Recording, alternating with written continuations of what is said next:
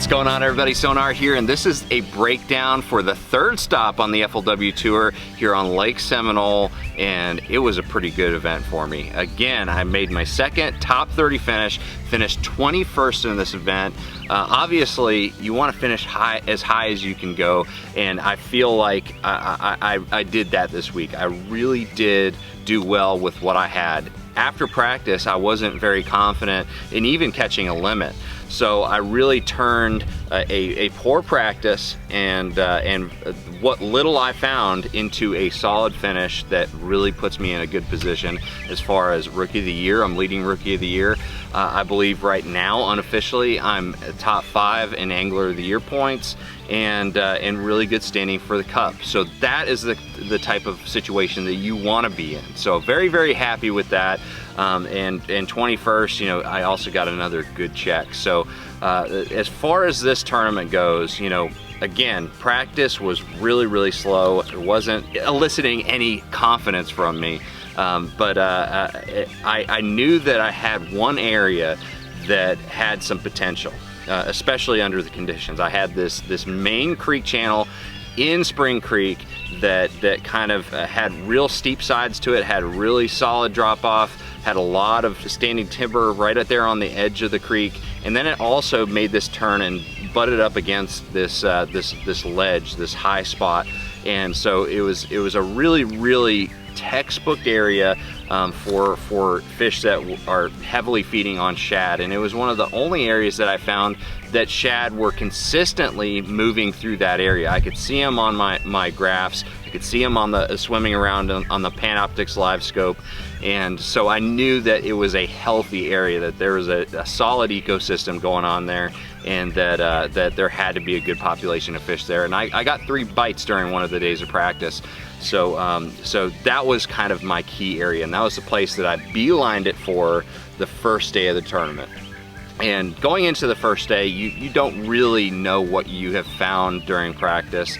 And I was very happy to find that once I got there, I ended up catching a limit fairly quickly, you know, a limit by 10 o'clock. Cold multiple times that day. The size there wasn't as good as I was hoping. You know, I was hoping that I would be able to catch the occasional, you know, 6 or 7 pounder to really give me some good weight. But they were fairly consistent. You know, 2.5, 3 pounders were really the norm there. Occasionally you'd catch a smaller one, and occasionally you'd catch one that was like closer to 4. I think I caught 2 during this week that were kind of on that bordering that 4-pound range.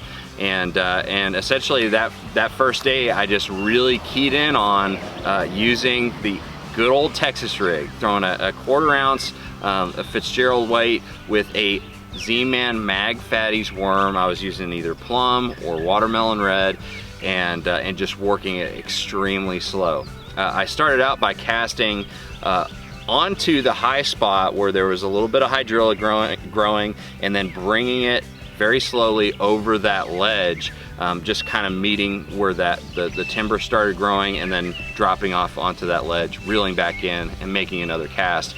And I was working it extremely slow. I mean, you had to be confident that there was fish there to fish properly there, because I would make one pass in a 50-yard stretch, and it would take me an hour to do so. So very, very thorough fishing. That first day ended up catching my limit there, culling several times, had a couple of smaller fish I needed to get rid of, ended up running some other things, just wanted to test the shallow fishing. You know, the sun came out, started to warm the shallows, and when that happens in Florida, you really need to you know, keep them honest and check out the shallow bite. So I went shallow, didn't do any good at all. I mean, really had a tough go at it, didn't get a single bite. And then I ended up fishing this one little depression in a shallow flat, and with a chatterbait, and caught my biggest fish of day one on that. And so that really did improve my weight, and I ended the day with 15 pounds, I think 4 ounces, which put me in good standing. I think I was in 27th place. And then going into day 2, I knew I wanted to go to my Spring Creek area. I mean, that is the key area that I had. I knew that it had a good chance of reloading some of those fish. I knew the bite was still gonna be slow, but it was a sure bet that I'd catch a few fish there. So went there, very similar fashion, caught a limit, you know, by I think 11 o'clock. It was a little bit slower, and didn't really make any calls.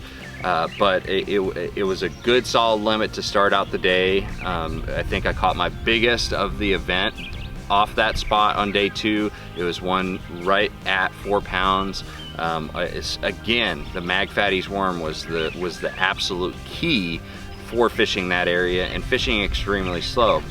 But this is the day that things started to change for me as far as how I approached that area. Originally, I was just fishing that high spot where the grass was growing, casting onto the high spot from deeper water and dragging over that off of that ledge. And once I started to see that I was running out of fish on that high spot where the grass was growing, that's when I started using the Panoptix Live Scope to kind of search around to see where the channel kind of swung away from that high spot, and also find new areas and see if there was more fish off the creek channel on the deeper side, you know, where it was like 25 feet of water. And sure enough, I ended up catching a couple key fish on that second day, fishing 25 feet of water where the ledge was deepest. And so that kind of keyed me in on the deeper side of that creek channel ledge, that drop. And there's a lot thicker standing timber in those areas too. And I think that the larger size fish were down there as well. So day 3 ended up going, doing a little bit of experimenting. You know, when you make the top 30, sometimes you really want to you know, try to search out bigger bites. And I knew that my potential was capped at around 12 pounds at that point on my main ledge, my creek channel. And so I needed to find something different. And so I did a little bit of adjusting, ended up doing some experimenting, went into a marina, fished a chatterbait around some docks, but ended up going right to the creek channel after that because I needed to start to get some fish in the boat to make some points. The first stop on my main creek channel, I ended up catching one fish that was a good solid 3-pounder, but after that it stopped, and I had just been fishing the high spot at that point. After that, I ended up running some new water. Didn't do any good. It was just a waste of time. And so I knew at around 1:30 I needed to come back to the creek channel and try to salvage the day, to be able to salvage some points and just catch a limit as fast as I could. Got back to that spot and caught 3 fish really quick, and unfortunately ended up losing 2 solid fish, you know, in that deep timber that would have filled out my limit.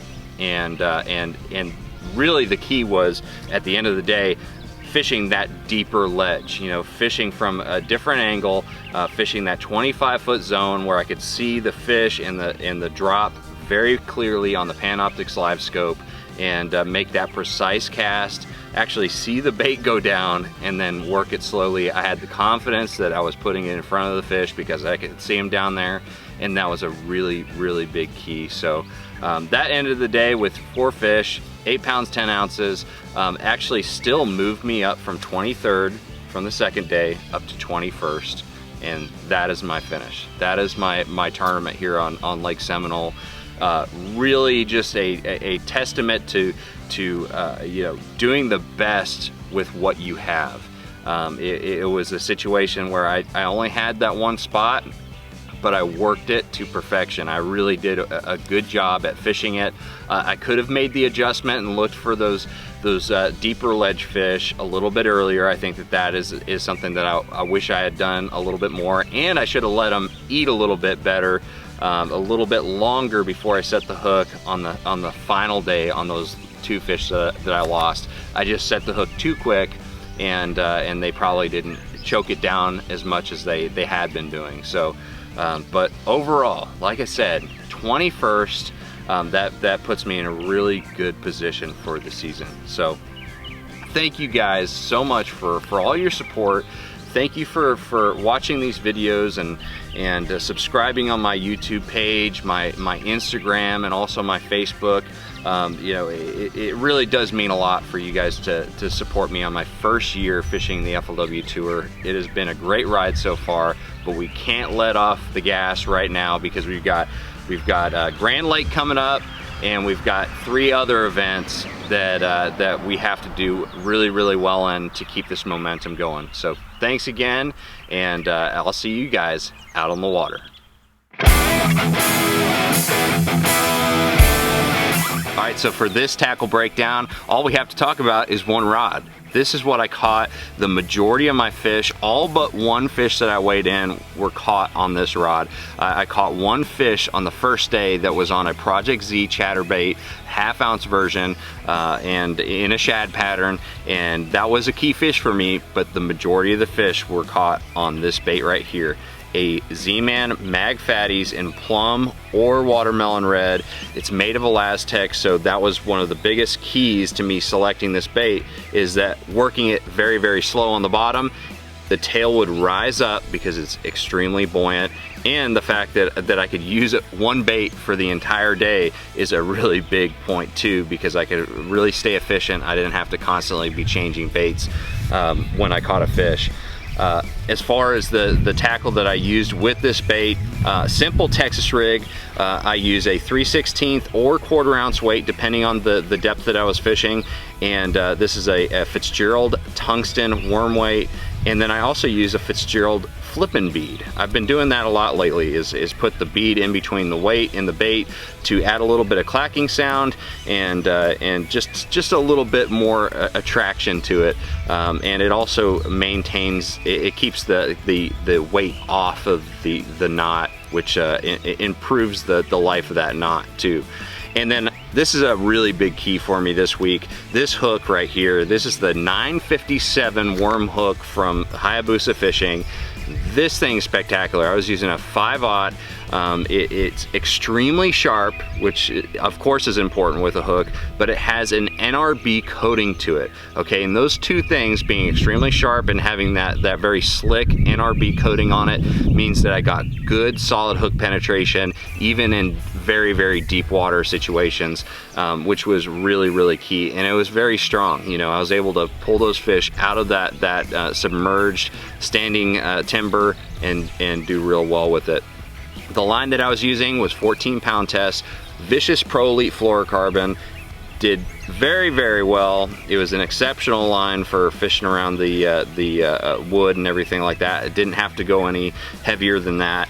And the rod that I used this week was also a big key. This right here is the Fitzgerald all-purpose series. I was using the 7.3 medium heavy. It's a really good rod for all the bottom bouncing tactics that you use, whether it's jigs, Texas rigs, or even Carolina rigs. This is a great rod for all of those things, and so this is the one rod that I used for the entire week. And then I also spooled that line up on a Stunner bait casting reel. I use the high-speed gear ratio. For all my bottom bouncing tactics, I use high-speed gear ratios. This is a 7.0 to 1 gear ratio reel. Worked great all week. Smooth drag, and I can make very long casts. And so overall, that is the setup. That is what got me a 21st place finish here on Lake Seminole. And boy, I think I'm gonna catch more fish this year on this bait and this setup. So I'll see you guys out in the water.